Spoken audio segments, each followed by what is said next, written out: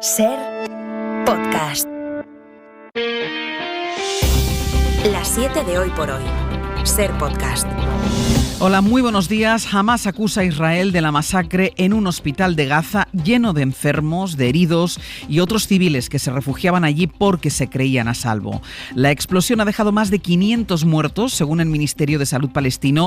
Israel lo niega. Su primer ministro, Benjamin Netanyahu, señala a los bárbaros terroristas de Gaza, ha dicho, y su ejército culpa directamente a la yihad islámica. Este es el caos, así sonaba el interior de lo que ha quedado en pie de ese hospital poco después de la explosión, con cuerpos por los pasillos, heridos envueltos en sangre, con la espalda apoyada en la pared y carreras que se cruzan en el intento de encontrar alguna ayuda. José Luis Astre, hola. Hola, buenos días. El líder de Hamás ha culpado no solo a Netanyahu, también a los Estados Unidos. Por prestar apoyo a Israel, ha dicho, después de un ataque que califica de punto de inflexión en la guerra. Vamos a ver qué es lo último que se sabe. Enviado especial de la SER, Pablo Morán, buenos días. Buenos días, Ángeles. Pues que seguimos esperando las pruebas que ha prometido el ejército israelí para demostrar que ellos no están detrás de semejante baño de sangre. Uno de sus portavoces ha llegado a avanzar que tienen imágenes a vista de dron y grabaciones de conversaciones que demuestran la responsabilidad de la yihad islámica en este ataque. Pero el crédito que tiene Israel es limitado. Muchos recuerdan hoy el caso del asesinato de la periodista de Al Jazeera, Shirin Abu Akleh, en el que Israel terminó por reconocer su responsabilidad después de publicar supuestas pruebas que lo desmentían. Hay dudas también de que grupos como la yihad o Hamás tengan armamento tan potente como para provocar esta masacre, y después están las imágenes borradas de las redes utilizadas en Israel con ese desfase horario que citaba Sastre. Sea quien esté detrás, estamos ante un crimen de guerra de unas dimensiones que no se recuerdan en décadas en Oriente Próximo. Solo una investigación internacional podrá determinar la autoría, pero la franja de Gaza está cerrada y ni siquiera puede entrar ayuda humanitaria. Pablo, gracias. Hasta ahora. Hasta luego. El horror en el hospital de Gaza ha desatado una ola de reacciones en el mundo árabe. Indignación y manifestaciones masivas en varios países, por ejemplo en las calles del Líbano. Esto es Beirut, donde una riada de coches y motos han conducido hasta las embajadas de Francia y de Estados Unidos. A esta última, la de Estados Unidos, un complejo fortificado al norte de la capital, los manifestantes les han lanzado piedras, después han intentado incluso asaltarla. Les han repelido con cañones de agua. El gobierno de Estados Unidos ha dado permiso esta noche a los familiares del personal no esencial para que abandone el país y recomienda no viajar al Líbano. Protestas también en Estambul,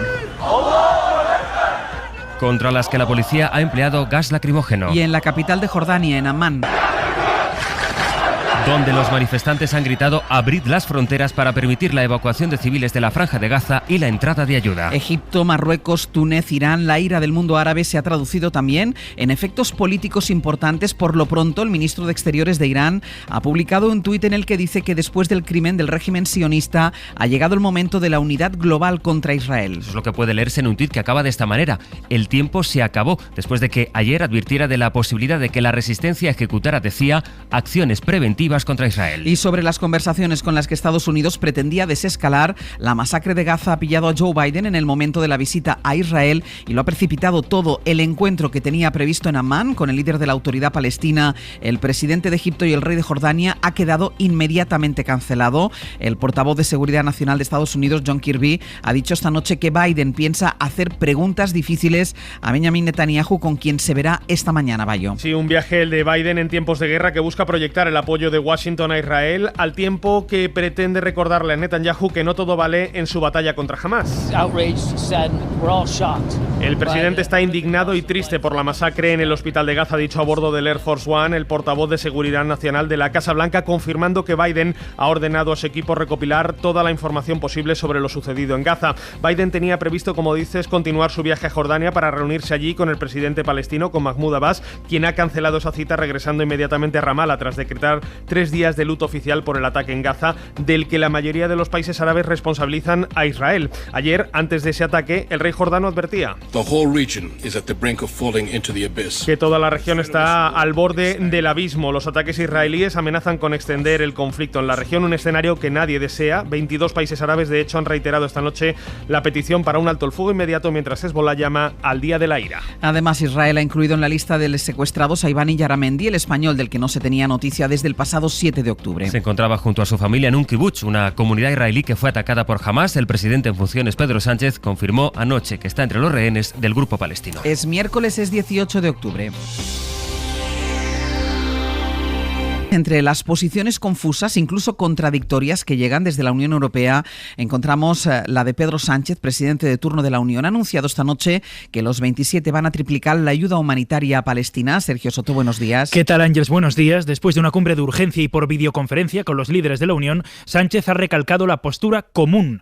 Eso significa condenar el ataque de Hamás, reclamar la liberación de los secuestrados, pero también pedir a Israel que se defienda respetando el derecho internacional. Y ha añadido Sánchez que la solución al conflicto entre Israel y Palestina pasa por los dos estados. Debemos también detener la escalada de violencia en la región, reforzando el diálogo con nuestros socios, trabajando desde ahora mismo en la única vía para la solución de un conflicto que lleva enquistado más de 70 años. Y esa vía es la solución de los dos estados, el reconocimiento de Palestina como Estado. En pleno terremoto, Biden, decíamos, aterrizado en Israel, donde ha estado también el canciller alemán. Hoy Olaf Scholz va a Egipto, país clave para negociar la entrada de ayuda en Gaza. En su encuentro con Netanyahu, el canciller ha transmitido su férreo apoyo a Israel, marcado por el pasado del Holocausto. Corresponsal en Berlín, Carmen Viñas. Como una visita a amigos que se encuentran en un momento difícil. Así entiende el canciller Olaf Scholz su viaje a Israel, un país cuya seguridad es una cuestión de Estado para Alemania, según el mantra que repite el canciller desde hace días, heredado de su antecesora Angela Merkel. El propio primer ministro israelí, Netanyahu, le ha agradecido su apoyo inquebrantable, aunque su viaje a Oriente Medio tiene como objetivo principal evitar que el conflicto se extienda por la región. Incluso ha llegado a advertir expresamente a Irán y a Hezbollah de que se abstengan de intervenir.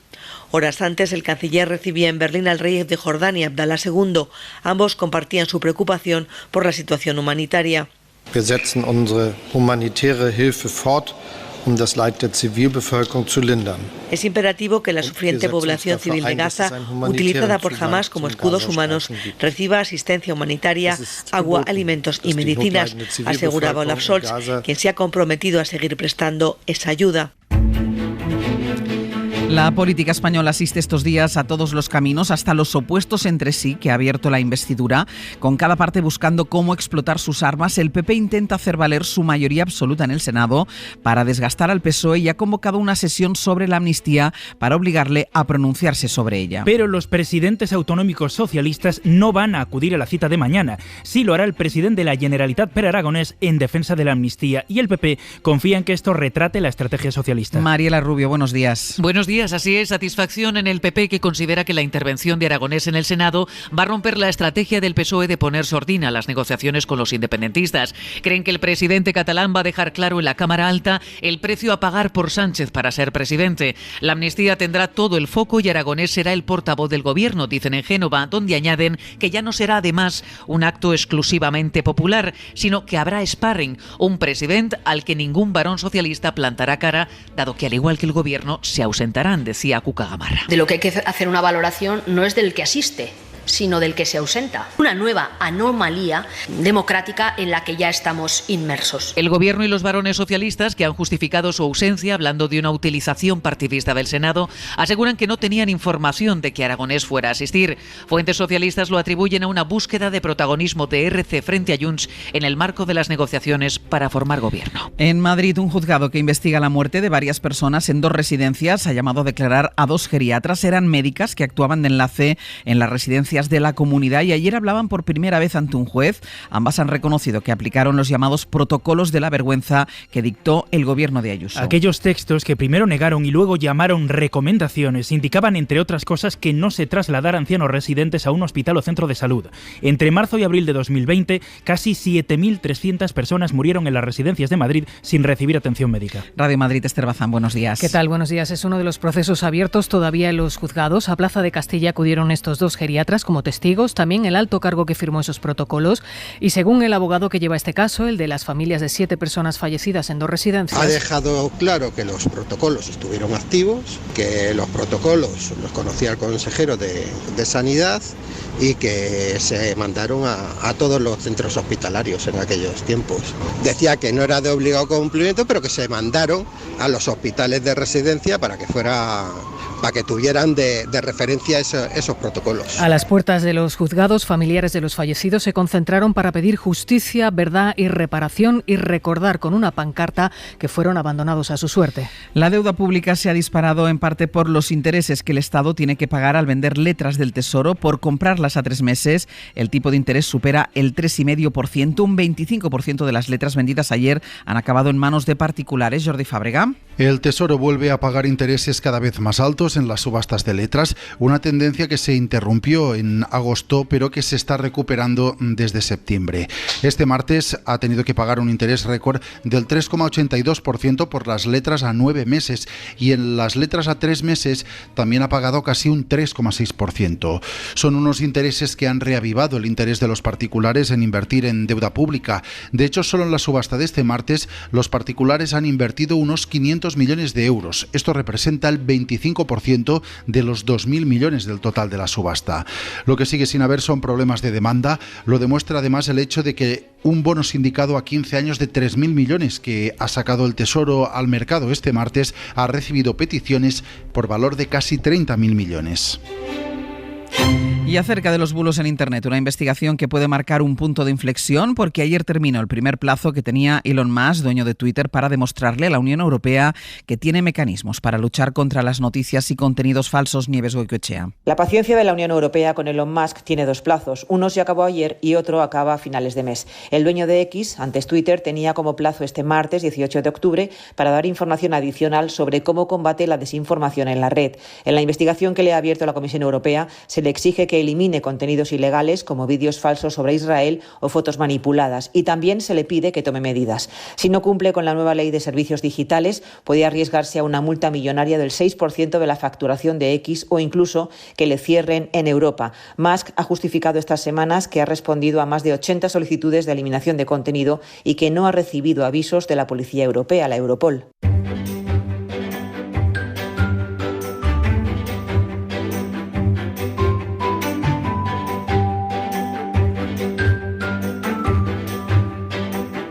Nos vamos a ir a Galicia. Ricardo Rodríguez, bon dia. Bon dia, Àngels. Ya está la Comunidad Valenciana en Radio Valencia. Está Ana Talens. Ana Talens, bon día. Bon día. Vamos a buscar algunas noticias del ámbito local, como la que nos va a contar ahora Richie, un taller de Arteixo que le gana la batalla a Ferrari por un coche tuneado. ¿Esto cómo ha sido? Pues un pleito millonario, Ángels. Un juez le da la razón al propietario de un taller de compraventa de coches usados de Arteixo y lo exime de pagarle a Ferrari algo más de 2 millones de euros por un supuesto delito contra la propiedad industrial. Todo se remonta a 2018, hace 5 años. El dueño del taller se compró un Ford Cougar tuneado con una cierta apariencia de pasar por un Ferrari F430 Scuderia. Para el juez no resulta creíble que el dueño del taller supiese ni una palabra de modelos o dibujos industriales de vehículos, ni mucho menos que existiese un registro por parte de Ferrari en la Oficina de Propiedad Intelectual de la Unión Europea. Tan sorprendido se muestra el magistrado que incluye en su sentencia la siguiente batería de preguntas. Te cuento, Ángels. ¿Acaso el uso de un coche tuneado, que aún para los menos entendidos claramente resulta patente que no es un Ferrari, vulnera las reglas de la competencia? ¿Va a perder la marca Ferrari alguna venta de sus exclusivos vehículos por el hecho de que un vendedor de coches de segunda mano se pase por Arteixo en un Ford Cougar que se parece a un Ferrari? Pues para el juez está claro que no, así que Ferrari en este caso se queda con las ganas y pierde esta carrera. ¡Qué historia más buena! Ana, en la localidad de Sueca van a utilizar una máquina quitanieves, pero para recoger la paja del arroz. Sí, es una máquina quitanieves adaptada con diversas herramientas para que pueda entrar en el campo y llevarse la paja del arroz, que es difícil, en los campos es bastante difícil entrar para retirar esa paja, y el objetivo es destinar esa paja del arroz al sector del calzado. Y es que esta paja del arroz es uno de los residuos más difíciles de gestionar, sobre todo en la albufera, en entornos naturales y con alto valor ecológico.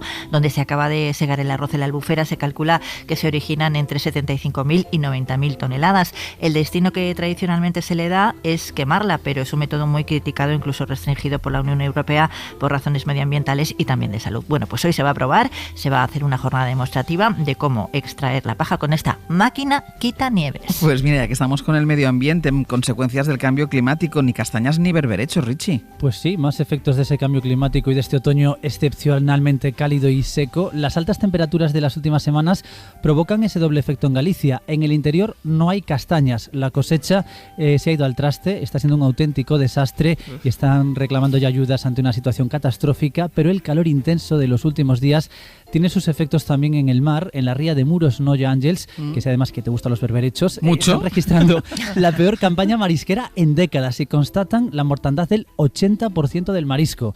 Así que Galicia este otoño sin castañas ni berberechos. Ricardo, Ana, gracias. De nada, un beso. Hasta luego. Buen día. Y vamos ya con nuestra recomendación cultural para empezar el día. Es una de esas lecturas a pequeños bocados. Recomendación de Raquel García. Cuenta el escritor Eloy Tizón que escribir relato corto le permite experimentar, jugar con la poesía, que es la forma perfecta para su manera de mirar el mundo. Plegaria para pirómanos tiene un protagonista que sirve al autor de hilo conductor. De nombre Erizo, es un escritor principiante, es amante, es padre, es vecino, protagonista de este ciclo de cuentos, un alter ego que entiende la literatura como un objeto casi sagrado, digno de veneración y que discurre en una continua búsqueda de complicidad con el lector. Es una necesidad. Yo cuando escribo tengo en cuenta al lector, lo respeto mucho, lo quiero mucho y lo considero un cómplice, alguien que me va a ayudar a construir la historia que yo estoy buscando. Hay elipsis en el texto, hay ciertos silencios, espacios que yo quiero que el lector se adueñe de ellos. Tizón habla de la muerte, de la pérdida, de la culpa, del desengaño y de los nuevos comienzos, temas que cuenta le salen casi de forma involuntaria y que evolucionan de unos primeros relatos mucho más narrativos a otros finales que deconstruyen el texto en fragmentos. La literatura es un viaje, explica Tizón, partir de un lugar e ir haciendo descubrimientos que nos lleven a un espacio mental completamente distinto. Para no perderte ningún episodio, síguenos en la aplicación o la web de la SER, Podium Podcast o tu plataforma de audio favorita.